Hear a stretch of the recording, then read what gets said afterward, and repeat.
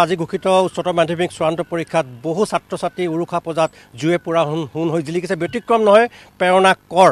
বোকাখাত 2 নং ৱাৰ্ডৰ মই মাতৃৰ এখন সামান্য তামোল পাণৰ দোকান দেখুৱাইছোঁ আৰু তেওঁ এইগৰাকী ছাত্ৰী প্ৰেৰণা কৰ বোকাখাত উচ্চতৰ মাধ্যমিক বিদ্যালয় এখন চৰকাৰী মাধ্যমিক বিদ্যালয়ত পঢ়িছিল আৰু তেওঁ ইতিমধ্যে কলা শাখাত 88.4% নম্বৰ লাভ কৰিছে, 88.4% নম্বৰ লাভ কৰিছে আৰু এগৰাকী ছাত্ৰীয়ে উৰুখা পজাত জুয়ে পুৰা হুন হৈ জিলিকিছে। মাতৃৰ সামান্য দেখুৱাইছে তামোল পাণৰ দোকান, মাত্ৰ মিনাৰেল ৱাটাৰ বটল কেইটামান আৰু কঠোৰ জীৱন সংগ্ৰামৰ মাজেৰে মাতৃয়ে পঢ়ুৱাইছিল আৰু মাতৃক মাজে মাজে এইখন দোকানত বহি নিজৰ কন্যাই সহায় কৰিছিল। এইগৰাকী কন্যাই আজি বোকাখাতত জিলিকি উঠিছে, 88.4 নম্বৰ লাভ কৰিছে।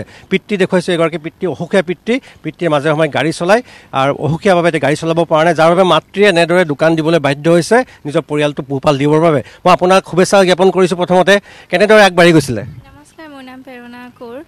সময়ৰ কাম সময়ত কৰিব লাগে বুলি কয় নহয়, সেয়া যি সময়ত অধ্যয়ন কৰিছিলোঁ সেই সময়তে অধ্যয়ন কৰিছোঁ আৰু যি সময়ত মাক সহায় কৰিব লাগে সেই সময়ত কৰিছোঁ।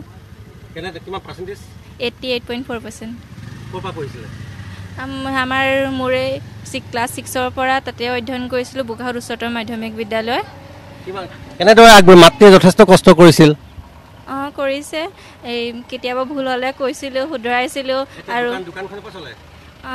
দেউতাও ড্ৰাইভাৰ কৰে, টেম্পৰাৰী ড্ৰাইভাৰ আৰু মাজে মাজে কাম কৰে, তাৰপৰা মায়েও সহায় কৰে। আপুনি দোকানখন মাক সহায় কৰি দিয়ে মাজে মাজে?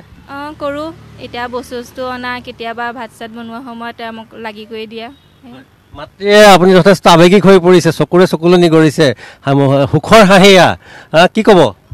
নহয়, মোৰ মানে দুখ নাই আৰু তাই ভাল কৰিছে, তাইৰ প্ৰতি অভিমান আছে আৰু যে ইমান কষ্টত পঢ়িছে কৰিছে, সেয়া কথা শুনে চব কথাই এনেকুৱা কথা শুনা ভালে লাগিছে আৰু দুখো লাগিছে। ইমান কষ্টত পঢ়িছে যে ককাই গ'লে দুখ কৰে, কাৰো আগত দেখাই নিদিয়ে।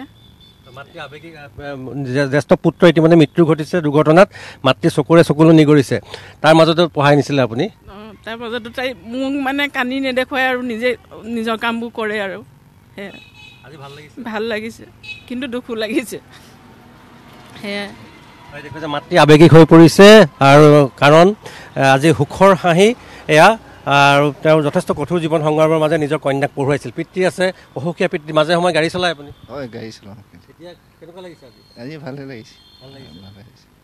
চৰকাৰী ঘৰ এখন দেখুৱাইছোঁ। আমি যদি চৰকাৰী ঘৰত বাস কৰে তেওঁলোকৰ এটা আচলতে তেওঁলোকক থাকিবলৈ ঘৰ নাই, গতিকে তেওঁলোকে এটা চৰকাৰী ঘৰ লাভ কৰিছে। সেই চৰকাৰী ঘৰত থাকে আৰু সন্মুখত মাতৃয়ে এখন তামোল পাণৰ দোকান দিয়ে আৰু তাৰ মাজেৰে কঠোৰ জীৱন সংগ্ৰাম কৰি গৈছিল প্ৰেৰণা কৰ নামৰ এগৰাকী ছাত্ৰীয়ে। আৰু আজি ঘোষিত উচ্চতৰ মাধ্যমিক চূড়ান্ত শাখাৰ কলা শাখাত ইতিমধ্যে 88.4% নম্বৰ লাভ কৰি জুয়ে পুৰা হৈ জিলিকিছে বোকাখাতৰ এগৰাকী ছাত্ৰী।